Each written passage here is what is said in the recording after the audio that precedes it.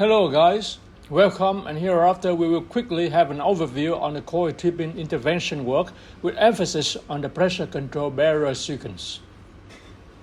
With coil tubing, there will be external and internal pressure control barriers. Let's start here with the external pressure control sequence. With the external pressure control sequence here, during the normal continuous operation is the stripper that provides the primary pressure control.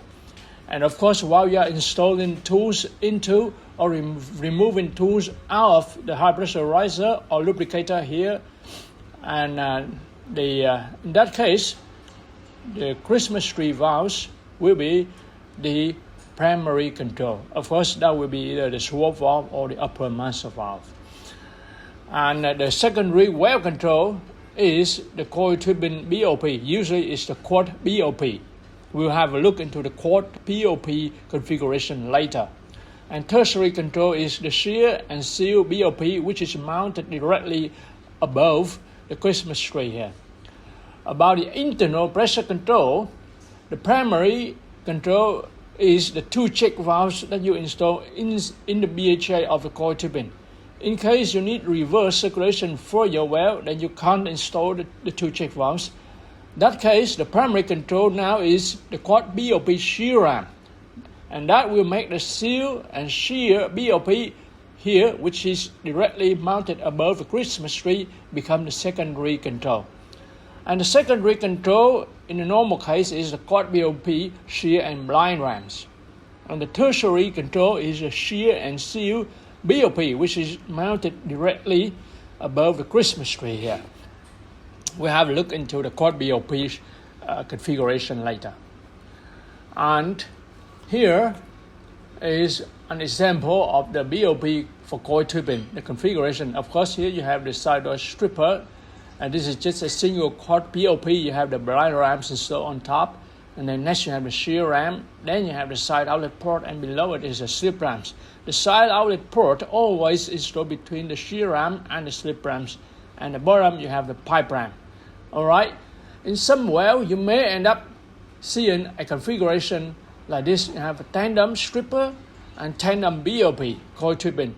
Alright, you have the secondary here is a quad BOP, and then the tertiary here is a dual combi BOP here. And now let's have a quick look into the function of the rams on the quad BOP configuration. First of all is the blind rams. They provide the seal over the wellbore when there is no coil tubing in the BOP. They do not provide seal over wall-like cable nor tubing. The next is the shear rams. What they do, they cut and only cut the coil tubing. They do not provide the seal after the cut, and they can perform multiple cuts. And for H2S service, there will be special requirements for the materials. Please look at the standard NACE MR 0175, the NACE MR 0175 standard. Okay, and then next you have the side outlet ports. As I said before, is positioned between the shear ram and the slip rams, and it serves as the Q line connection to pump Q fluid. And next one you have the slip rams.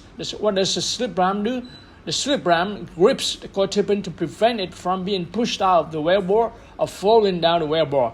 Some slip rams are bidirectionally designed, and they have the slip inserts in the rams and the retainer pins. So the retainer pins just do not take any load on them. All right. And last but not least is the pipe rams. Another name is tubing rams.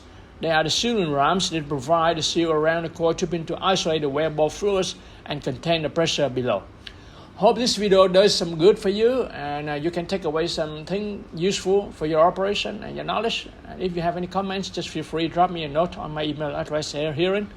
And see you soon in the next video. Cheers.